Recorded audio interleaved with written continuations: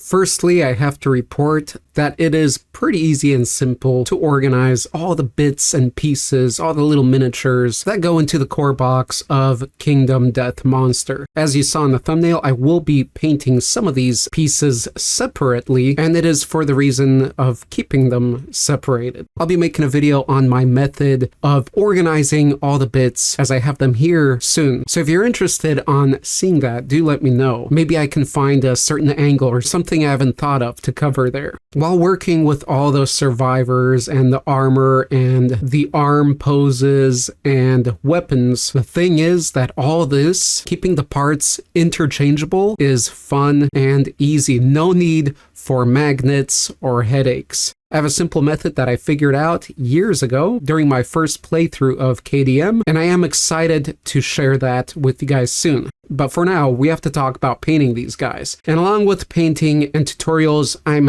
happy to announce that I will be sharing them on this platform too. See, initially I thought that I'd wait for the Patreon where all the tutorials go to get to a certain size before I open a membership on YouTube to do the same thing. And why wait? That's always something that I do to myself just for organization, for reaching goals, that really sometimes ends up doing the opposite, because sometimes you don't hit the goal or you don't hit it in time for it to have the influence that it should have to push onward to the other goals. I could probably look at my channel overall and tell you about some points right there pertaining to this. But anyhow, so the announcement is that I will be uploading all the tutorials onto YouTube as well under a membership. And I do that because, well, World of Monsters wasn't initially a miniature painting channel. It's World of Monsters. We cover all sorts of monsters, but this is a big part of it. But I can talk about painting miniatures or awesome monstrous miniatures without turning off those people that don't care about painting them. And so I keep that stuff in the open. But I have been painting a long time, so I have a certain skill level in painting miniatures, and so for those that are interested in that particular part of it, I separate that content out and keep it nicely organized for people there. And I do want to keep it all under the World of Monsters sort of umbrella because I simply love monsters and I love miniature monsters as well. So I tend to paint more monstrous miniatures than, let's say, humanoid or heroic. Usually the humans are just those of board games that, well, you know, need to be painted.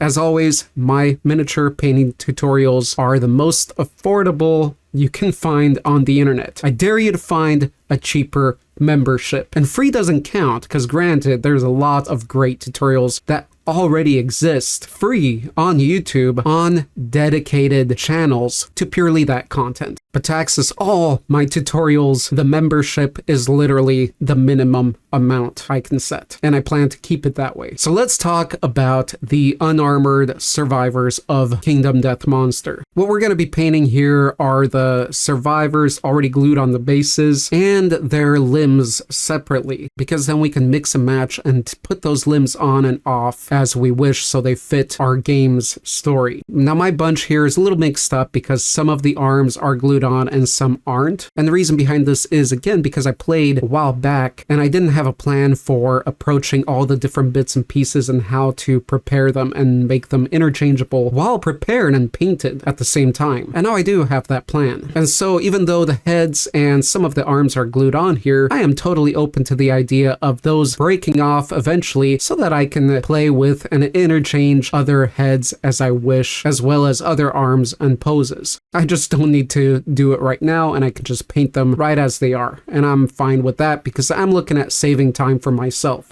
But as far as my tutorial to these guys, which is a whole separate video again, that wouldn't change how the process goes. So in the spirit of moving along and not overpainting things to too high of a level, as these are tabletop pieces, not just for display, they're interchangeable. It doesn't get more for tabletop gaming than that. I'm not painting all the separate arms that can be applied to this set of miniatures right here. I could do that, but in order to save some time and finding it not really necessary, I just picked out one of each arm that isn't a duplicate. So if there's a duplicate, I took that out, so each arm here is unique. The ones that I left not to paint, which were just a few, are ones that are duplicates of one of these. And again, that's just a nice way of saving time. And then if you lose one of them or something happens or you do need another arm, they're pretty quick to paint up. But with this method, you're going to have a nice variety ready for you much quicker as you're gaming and painting. My method for painting the Kingdom Death miniatures is to fade them to black. All of them. The starting survivors have nice lanterns in their hands, the prologue survivors, and so that kind of shows you where the primary light source comes from. As for the rest of them, they don't have lanterns necessarily, but you can imagine that the light source hitting them is from the survivor they are encountering, which is holding a lantern. And so the light source of the monsters and such will be from head on going toward the back into darkness. As for the blackness in the back, you could use a secondary light, such as a moonlight, right, to create some sort of color, or just be creative with it and do something other than black. But I'm going right into black because I like that theme of Kingdom Death Monster. It's not something I get an opportunity to do, particularly with the more advanced pieces that I like to paint up. As with the more advanced stuff, I like to include different sorts of lighting. But again, in the world of Kingdom Death Monster, it's black.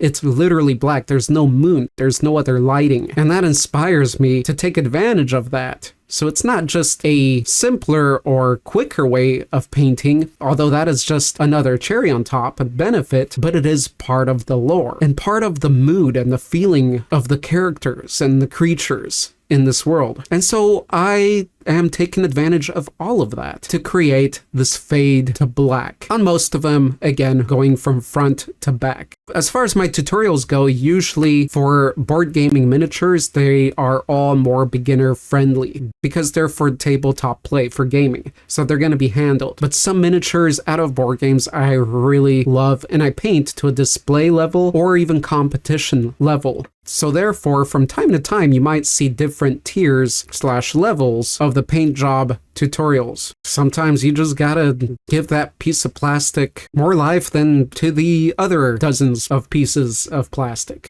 So my next take on painting the Unarmored set here, or sort of tip, is since the parts are going to be interchangeable, you're going to have different arms that you can mix and match and apply, mostly just being divided by thinner and more muscular, so the ones for females and the ones for males. I recommend either intricately organizing a couple or some different skin tones and seeing how many you can actually match that up with that makes sense with the heads and the different hands, because the little hands have separate pieces too. So you can paint some with darker skin tones to some to very pale. You would just have to look over the pieces, how many there are, and to see if you can mix up enough to make it make sense on the bodies. But for the simplest, quickest way, I recommend is just to choose a single skin tone, which I would prefer not to do because I like to have variety. And the beautiful thing about humanity is that it has, well, sort of a lot of variety. Compared to other animals, these differences are pretty minuscule. Although it's funny how people tend to not act as so when you see two different breeds of dogs getting along just fine, and the difference between them is like that of no couple of humans you'd see. But I digress. So choose one skin tone to keep it simple and to keep things moving quicker for you. And take into account, be creative. The fun thing with Kingdom Death is that it's sort of a dark anime-ish art style, right, that goes within it. And it's one of the first times that I actually painted something like blue hair on a character, and it just seemed fitting. Whereas before, I always do things very realistic with characters, and it just made sense here. So think about that as well when choosing a skin tone.